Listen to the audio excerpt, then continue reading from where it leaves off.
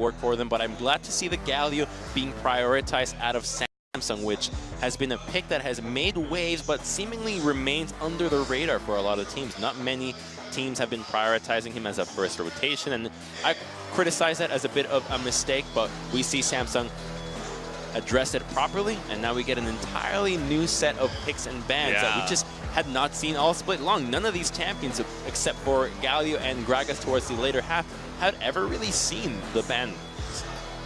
Yeah, I mean, it's pretty ridiculous, this kind of ban phase. We have Zach getting through. That is going to be the first pickup for SKT right off the bat, almost auto-locked right off the bat there. That does mean they are giving away Caitlyn, and there is no Kalista available, but another big pick that has been coming in is Tristana in the AD carry side. We've seen Bang playing that a lot as well.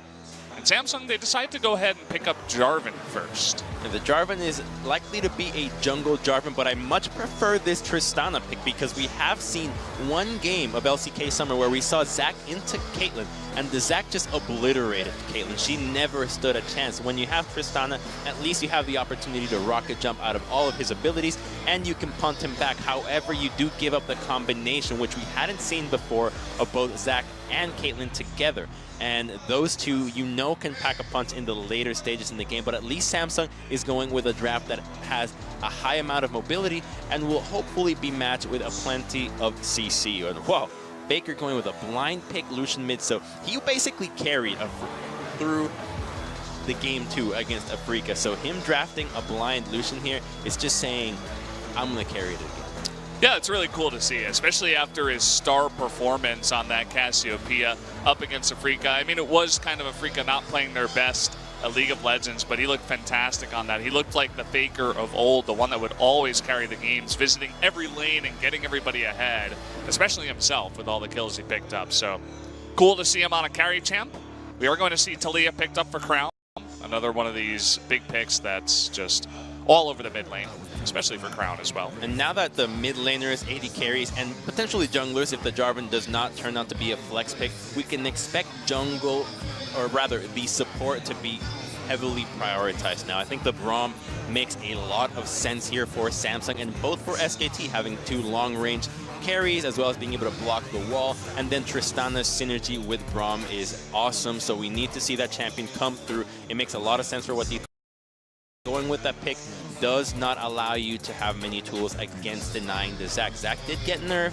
His W is a little bit weaker. It costs more on some of his other spells, so the champion is not quite so powerful in the early game, but still is incredibly potent in starting team fights and appealing for the double AD carry lineup that SKT have drafted so far. Yeah, the Maokai being banned out here. Another one of these picks that we saw, especially coming into 7-15. Coming in, and Trundle himself also going to be taken off the field. So targeting Kive a bit, the couple of top lane bans. Just giving some credit to that jungle Jarvan for Haru. And this is really interesting to see because the Trundle we saw in the Afrika matchup was used against the Cho'Gath, and it's a great answer to the tanks and also into the Zac. If Zac jumps in, we've seen a million times AD carries hit that blob and he seemingly absorbs all the bullets and nothing happens to him, so the Trundle allows him to actually go down, but by removing him, Samsung respond with the Cho'Gath themselves. But is it worth perhaps a Braum? Even though it hasn't been one of Wolf's favorite picks, it likely can be taken still here, even though it's not one of his most played, just because of the simplicity that it comes through. But Alistar still remains, and that's going to be the pick for him. He's just been so stellar on this pick, making it work, and you have a solid lineup for SKT with 2 range AD carries and what appears to be an AP Cannon top, which we criticized that of Marin a whole lot, but I gotta say, this is actually the one time where in the composition it makes some sense, because you have engaged from the sides, you need an AP source, and it is going to be a great lane into the Cho. Okay, well, I'll believe it when I see it. I want to see this cannon actually have some success. And Untara, who's been doing very well, who's actually kind of taken the main spot in the top lane for SKT, is going to get his hands. He's going to have a try at this cannon. You can see that the Rumble was banned out by the side of Samsung, so they don't essentially get to do that Rumble-Alistar combination that they do love to do. Is taken away, and of course the final pick, Tarek, on the side of Samsung. Okay, gonna try to keep that Tristana safe. And it's a composition that we haven't seen from Samsung at all. This is such a different flavor for them, but Tarek himself can completely swing the. What SKT wants to do, just go in with the combo from Zac and Alistar, have Untara flank, and then burst everybody down with the assault from afar from the AD carries. But if the Cosmic Radiance is there and negates that initial engage, then the counter attack from Samsung can be devastating. However, when it comes to SKT's team composition, they do find themselves at a deficit in the early game. When you have Zac against the Jarvan right now, they took it away early. They want to make some waves happen, and it's Haru. We haven't seen a whole lot of him. He took a game out of KT last time we saw him, but eventually they got stomped in games 2 and 3. And Untara, by the way, even though SKT has lost 4 games against Samsung this split, Untara never got a chance. It was only Huni. So maybe Untara is the answer for SKT to surpass Samsung. Well, he's got a good lane to do it, and one of these champions that has been a bit underwhelming, so a bit of pressure to make that happen for himself in that Kennen versus Cho'Gath in the top lane. Also Ruler, a guy who has only played 1 game of Tristana and so much Varus, decides to go for that Tristana this time around. Let's see how game number 1 is going to go, though, as SKT and Samsung enter the Rift.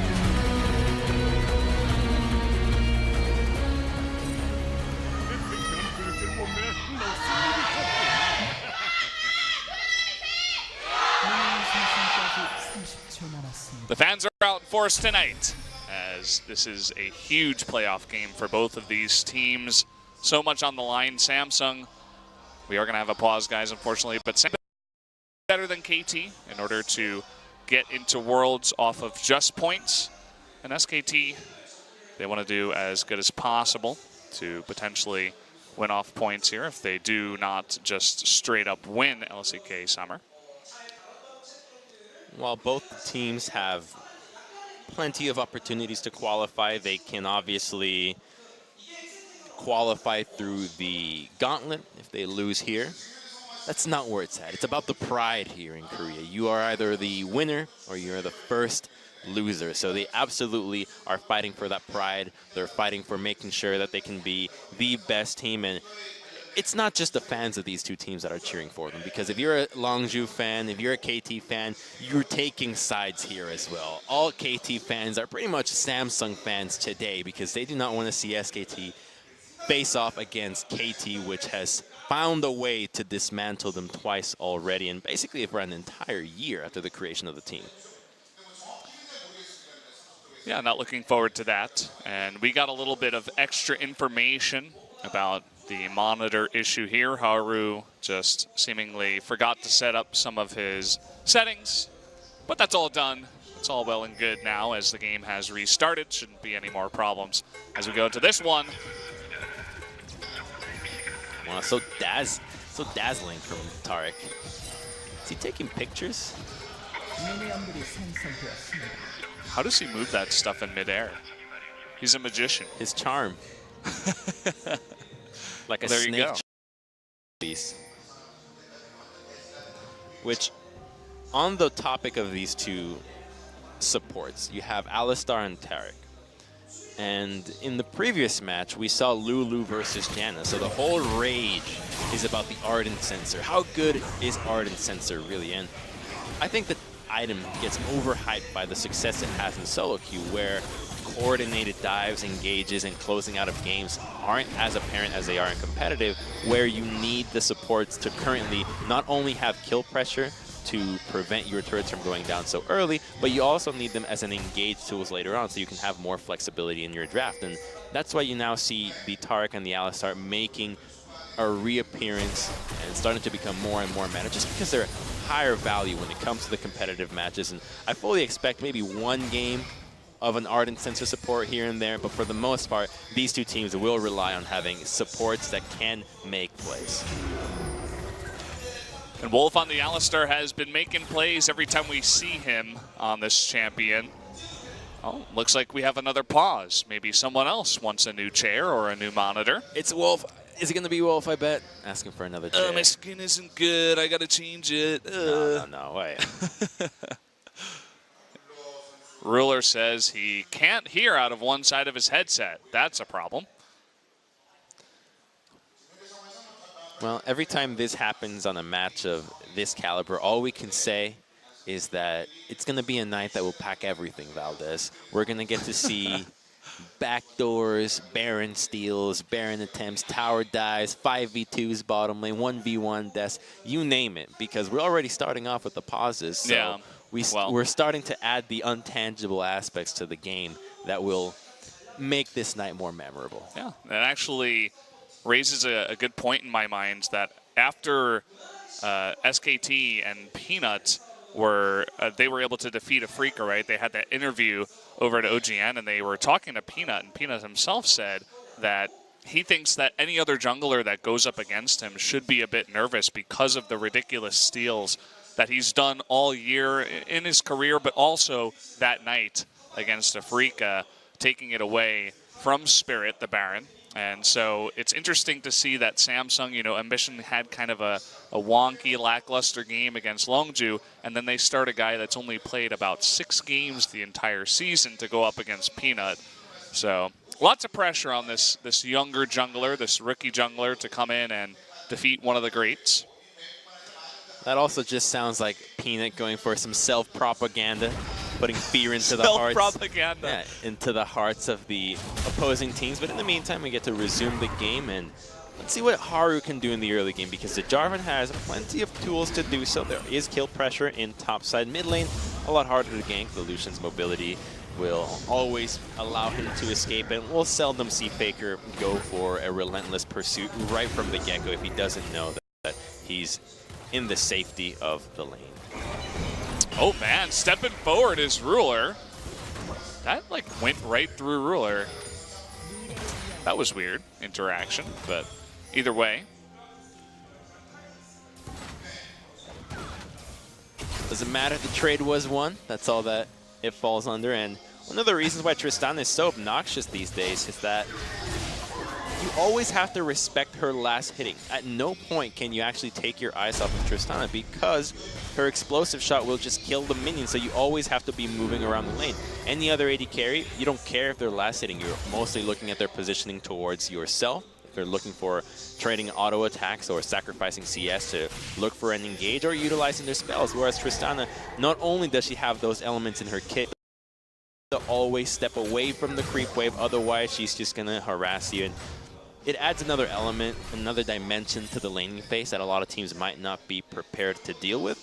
And then we see her become a higher priority because of her late game antics, where we see the 80% crit mauling down individual players that get caught off guard, as well as the safety of her kits.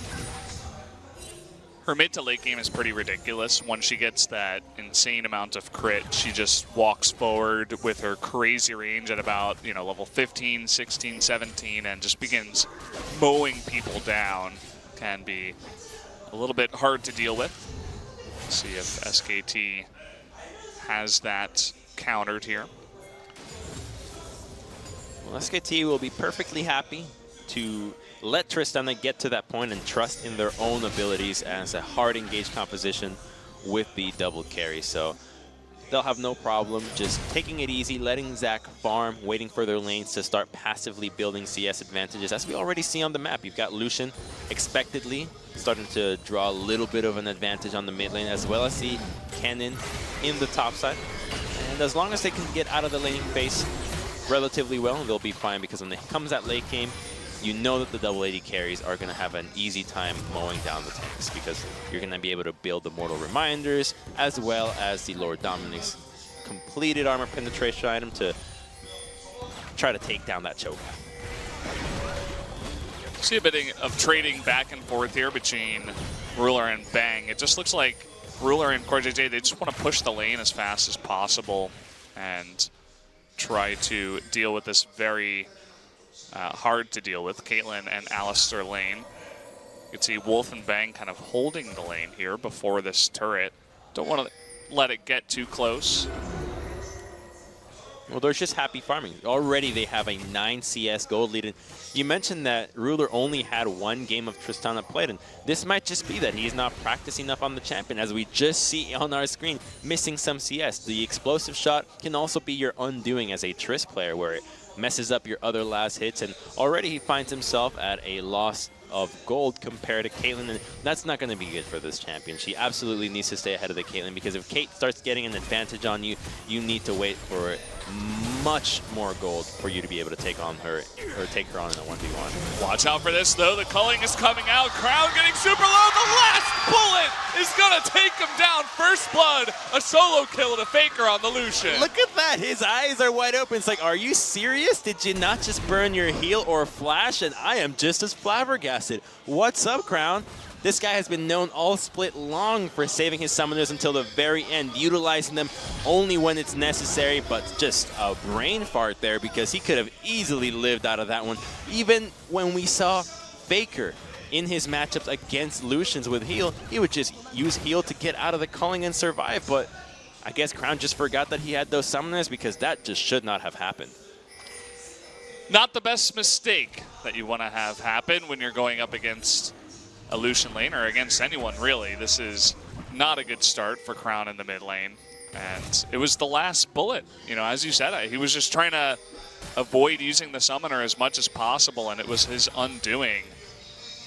I guess he'll have heal for the next gank at least.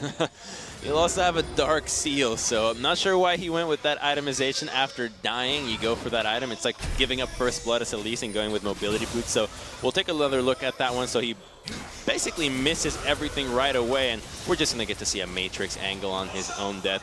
Goodbye, Mr. Smith.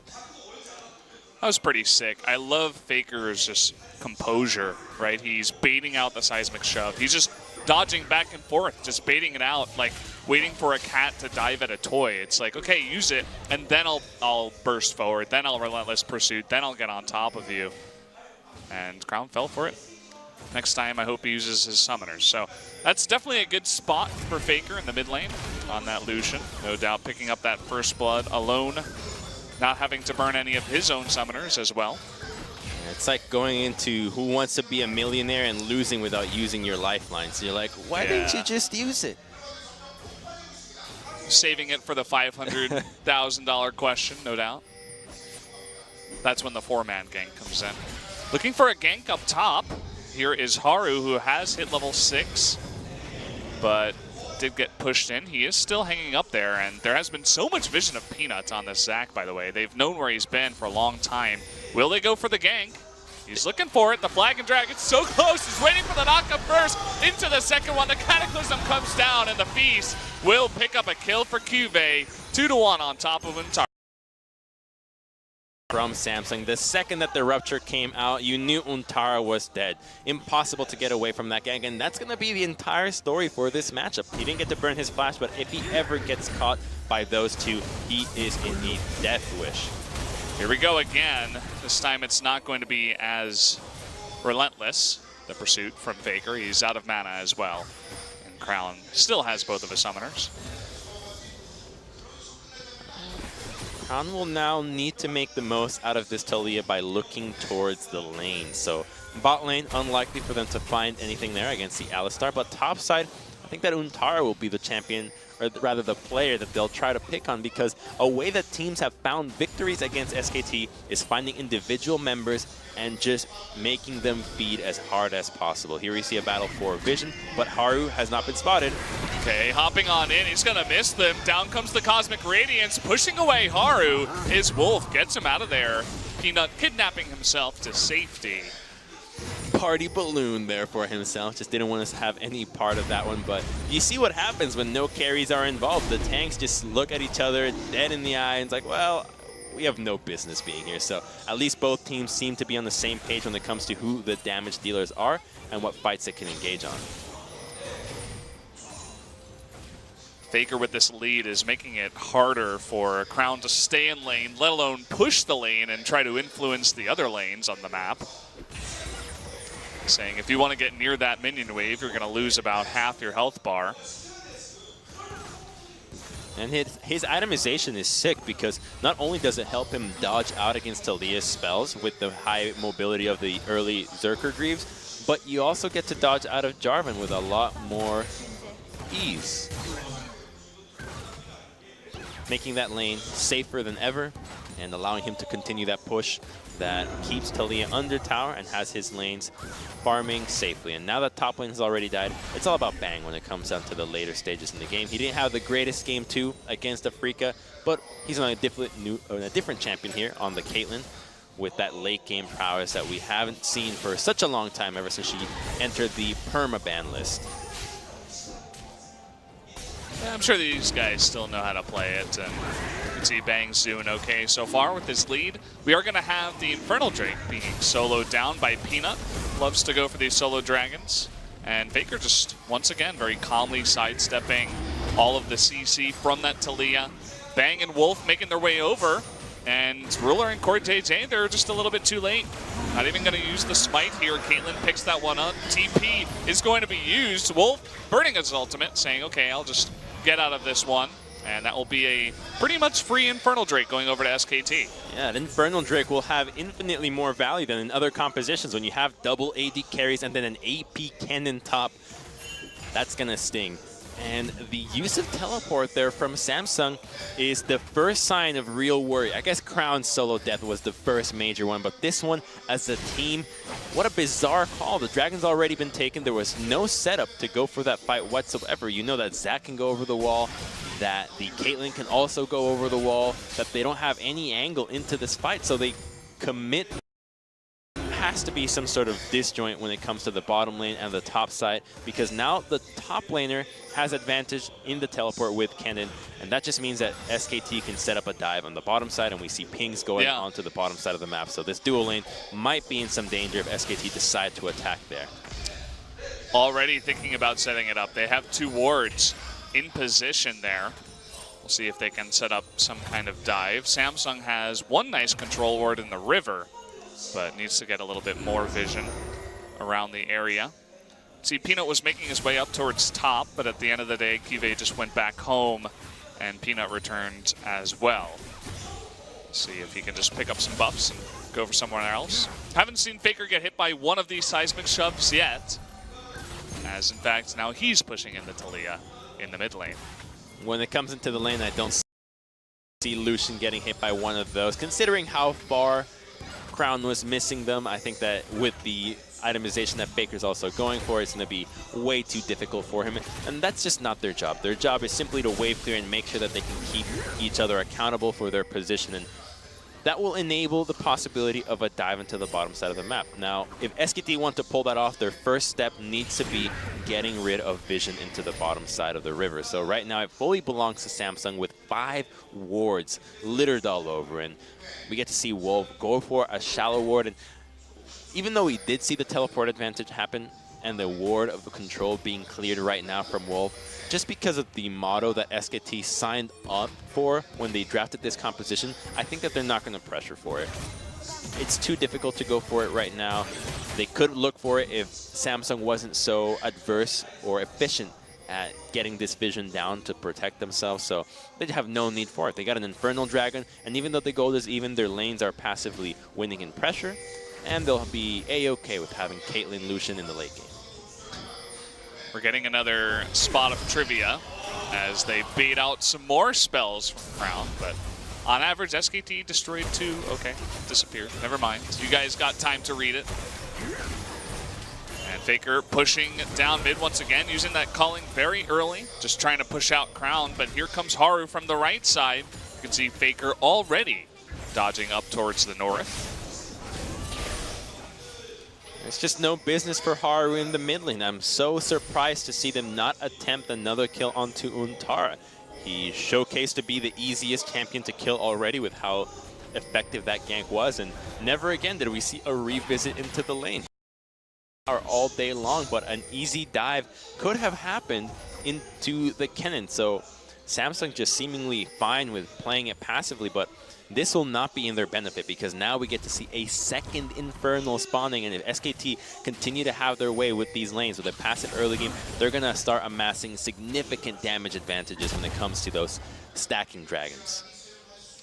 Yeah, they'll definitely be looking towards that objective, as Ntara has just been allowed to farm up top. You see finally Haru was looking to make his way up here, puts down a control ward, but Ntara was just warding the Rift Herald. Much as Samsung had a lot of vision around the bottom side of the river, this time SKT has 3 control wards up towards the top, including a green one on top of that Rift Herald. So they know exactly the potential for Samsung to go for that. They have the Feast with the Cho'Gath up top.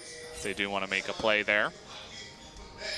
But here is where things start to get juicy, Valdez, because we now see Faker getting blue buff at level 12. He's about to hit that level 13. He's going to have 2 levels of his Relentless Pursuit, and that's going to be a nightmare to deal with because now he gets to push as hard as he can without feeling any lack of mana. Every time we've looked at mid lane, he's been out of mana from putting pressure onto Crown, but now he has sustain in both mana and HP now that the Blade of the Ruined King is completed, and here comes the all-in. Yep, here we go again. The Cullen coming out. Crown not burning any of his summoners once again. He does get away. Peanut finding Haru in the jungle, just one-on-one for now. Haru going to flag and drag over towards that blue buff that is started. But in the meantime, we have a fight up top. Thankfully, Ntara is able to land a stun, so he can get away from that one.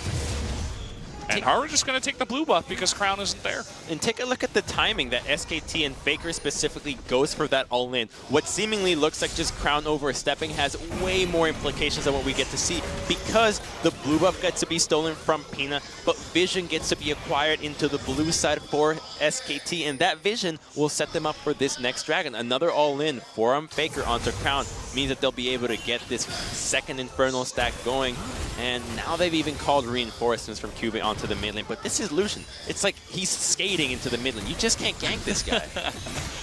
Yeah, you're not going to really come close unless you commit 3 members plus, I'd say at this point, and they don't really have the resources to go for that. So here we go. The Infernal Drake, the second one of the game, is started. Haru is hanging around nearby. It is going to be a 4-on-4 for now. Both of these top laners do have the teleport, but will it come in time? This is being burned down, and Samsung just going to give it away as SKT had all of that control with the Vision and all their members around that Drake, and they pick up the second Infernal of the game. It's exactly what I was saying. They push the lanes in, and because the itemization of Blade of the Ruined King is completed, they can burn it down quickly enough. They had a ward ready for a teleport if Samsung were to commit, but they were just too damn fast at it. So SKT having foresight and seeing what they want to do with the game, playing accordingly, and now they have that second Infernal, and wow, Mountain as a third. The Dragon RNG is on their side today, and if they walk away with this other one, when it comes to controlling the Baron, Samsung's just not going to have any hope.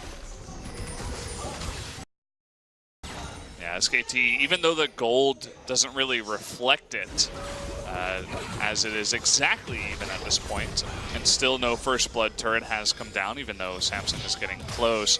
SKT picking up all of the very important objectives up until this point. SKT has won 19 games with the gold lead at 15 minutes in this split. I guess they had the gold lead at 15 minutes in this one, although it must have been a minuscule one. Well, our game is dead even when it comes to gold, and while the Dragons and the pressure have been in the favor of SKT, it doesn't mean that Samsung is by any means out of this situation. They have Tristana in the late game. We've seen what she can do. They've already been pushing the bottom lane quite well as they're about to go for a first brick if they can get their hands onto that lane. Wait a second. Oh, forcing that flash out of Crown, who does get away. Haru was jumping in, but immediately after he saw Peanut, just made his way out with his tail between his legs, forcing a big summoner off of Crown at this point in the game. Guess that's what it takes to get Crown to burn his flash, but in return, Jungler's showing into the mid lane. They can just safely push into the bottom side, and the pressure pays off. 2 towers in the favor of SKT, and now we get to see the snowball just starting to build up. They were just looking for the perfect snow to build that perfect snowball to get Samsung out of the contention for these wards, and it looks like SKT is just playing such a smooth control game over Samsung, and they seemingly have no idea where to pressure on the map.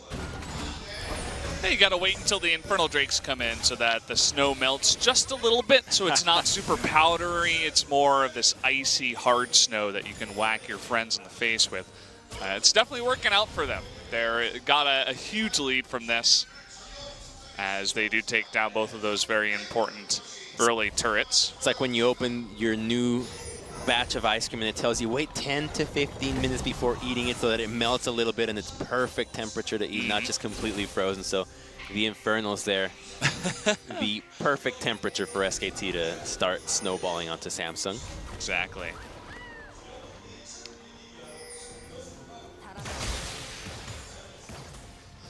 Well, after that, they have just sent their bottom lane duo into the mid lane to begin pushing.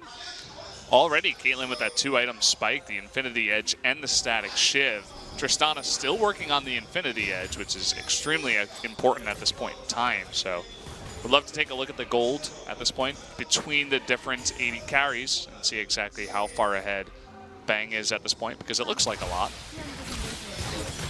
At least in the levels, they're still the same, but now SKT has the advantage and pressure, and they're using it towards the Baron side of the map. With Faker being on the side lanes, he loves to do this on the Cassiopeia. Obviously, it's meta to have your dual lane swap into the mid lane after a while, but an engage onto Crown, and he just got crit. Oh man, this 1v1 all the time, it just brings down Crown essentially alone. Peanut coming in for just the cleanup, and it's been basically the Faker show against Crown the entire time, really setting the tone for this entire series. Dear Lord, and there is a Knight's Bow already onto him, and in the 2v2, they don't stand a chance in this situation. And as you say, it's the Faker show. It was the Faker show in Game 2 of Africa SKT. Some would say that Faker got robbed of the MVP. I would side with them because he was doing so much work, and once again, almost single-handedly just exerting as much pressure onto Samsung as a hydraulic press, and they have no answer to him. Who's going to lane against Faker? You need 2 men at this point.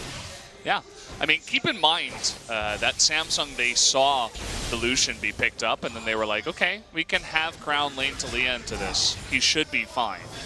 And perhaps on paper he should be, but not today. Not with the playoff buff that it seems Faker has received. So we're going to take another look at the 1v1. It's just Crown being burst down, very close to the turret. Peanut just comes in, uses one ability, and takes the kill.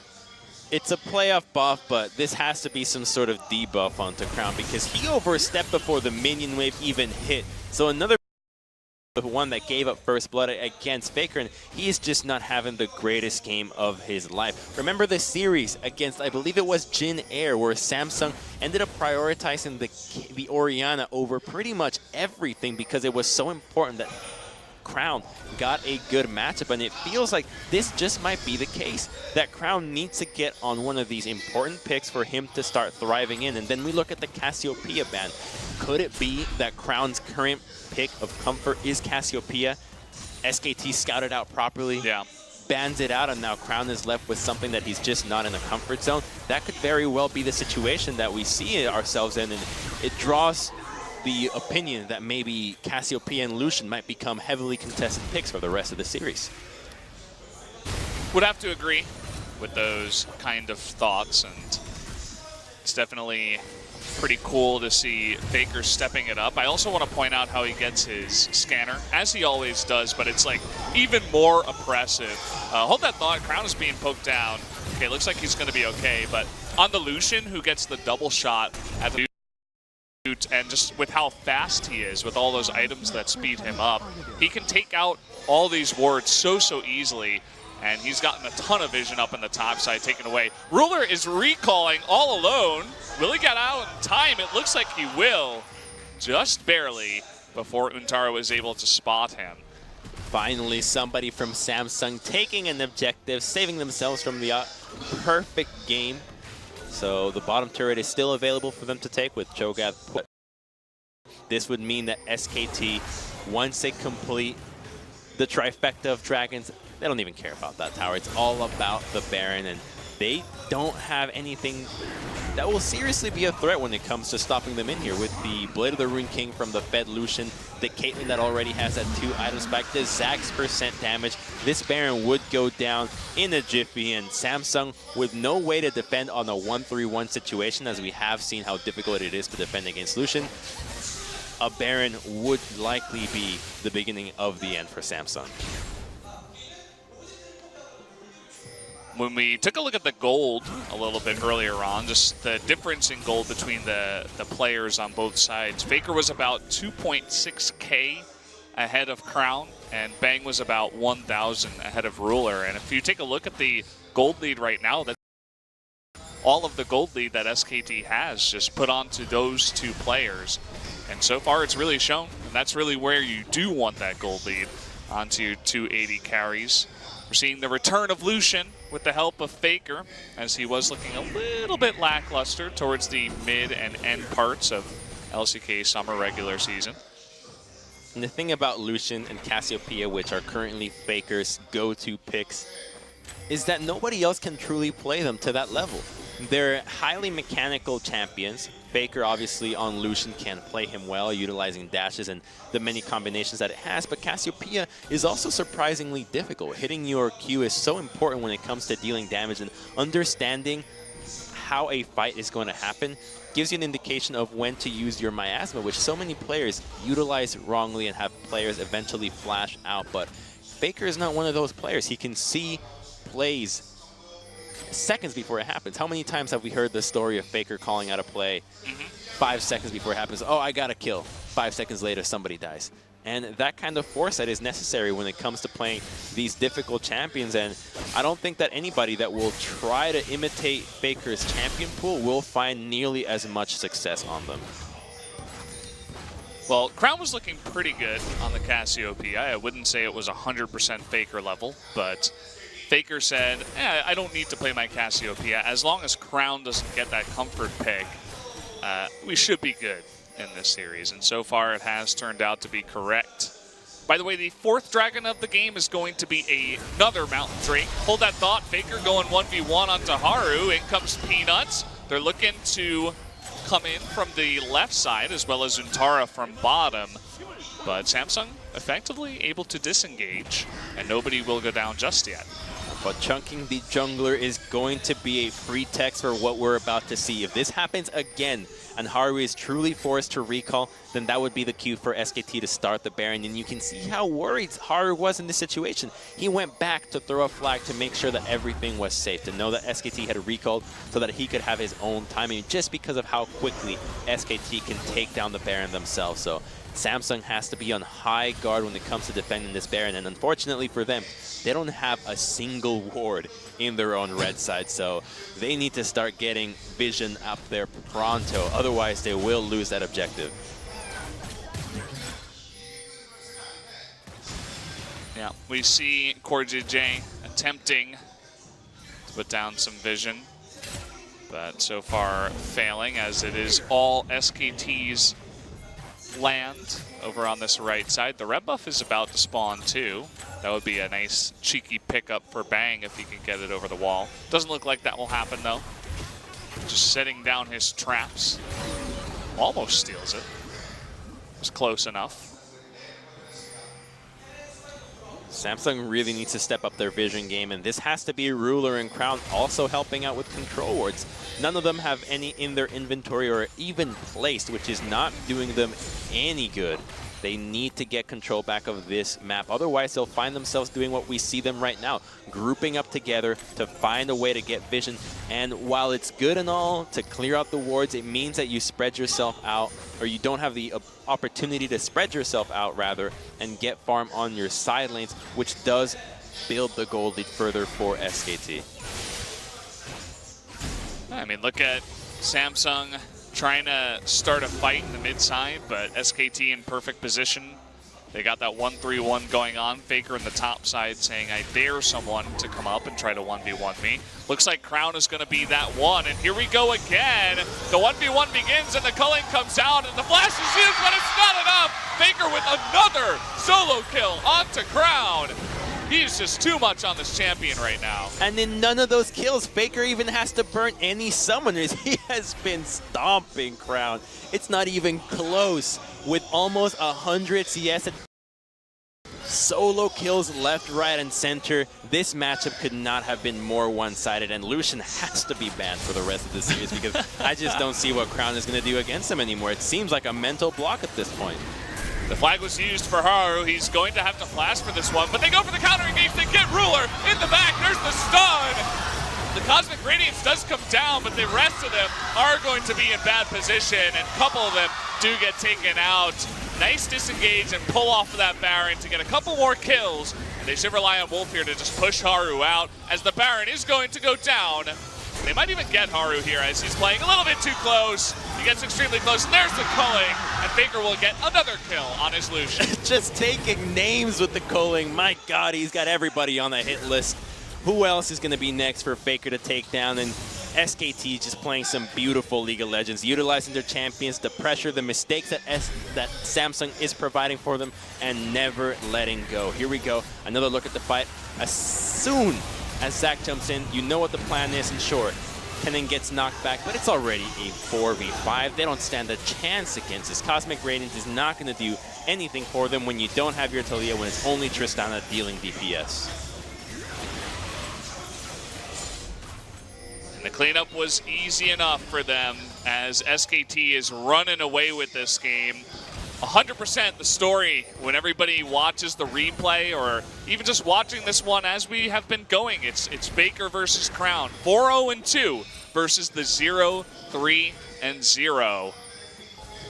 He's going to have to step it up, Crown, if he wants to actually have a chance against Faker, who has already taken his name in game number 1 of a best. He absolutely has. The champions might be different, and we can put a lot of the emphasis as to the Samsung mistakes onto Crown, but I do still feel like they could have found more opportunities when it comes to asserting pressure to the top side of the map. They found one good gank, but never again did we see Samsung going for anything proactive. It was only one attempt, and that's just not going to cut it when you're under so much pressure from SKT. So next draft from Samsung will have to be slightly different. They'll have to target different champions from SKT if they truly want to have a fighting chance in this series, because this game 1 has been all SKT. I'm looking forward to seeing what Faker can do, as he is extremely fed at this point. The Phantom Dancer going 1v1 onto Ruler. That was a 3-shot. Oh. Goodbye, Tristana. You're not going to be the one who takes him out. You're going to need the rest of your team to do it, but they're not even going to have time. 10,000 gold ahead, 2 inhibitors go down. They might even push for the game. GG go next. This one's all done. Holy. Wow, the crits, yeah. Triple crit onto the Tristana. They thought they could get him with the stun. And another engage here, just to clean up the double kidnap. Because why not? To add insult to injury into one of the most one-sided weak games we've seen. Picking up the Penta. Wait, no. I think it was. Perhaps? No, it doesn't look like it. Just the Quadra. There's the GG. SKT with a smash over Samsung in game number 1. Oh my gosh, that was just a landslide of a game, and undoubtedly Faker, just so much MVP out of this one. Completely carried the hell out of this game, and Samsung has to be left dumbfounded because their preparation, if they thought this was how well prepared they had to be, they are sorely mistaken, because it seems like SKT, and Wolf specifically, the rest of the lineup, they can talk the talk, but can they walk the walk? And the answer is they can run it. They can do anything they want with it, because this match was so one-sided. That's one of the most one-sided mid lane versus mid lane matchups we've seen in a while. I mean, that was the kind of thing you go in solo queue and you're like, well, can we get a report on this guy? Like, what's going on? Like, he must be trolling. And obviously, he is feeling the pressure. Everybody on his team is coming over and trying to get his morale up, because, guys, we could have potentially 4 more games. The series is not over. And we've seen this happen before, and players come back from it. But he really needs to get his mindset together, because he's not looking good right now. They need to pick him up, so it's good that the team is helping him out. But the benefit for him is that those are not mistakes that happen just out of nowhere. They weren't random little itty-bitty mistakes that can happen complete off game for Crown. And those are typically the games that you have an easier time shaking off, forget about it, move on to the next one, and hey, you get to go onto the blue side this time as well as Samsung. So the draft can change, the pick order, they can put Crown on a better matchup into the mid lane. In the meantime, we'll look at where it all started. A bizarre 1v1 where Crown saved his summoners and died.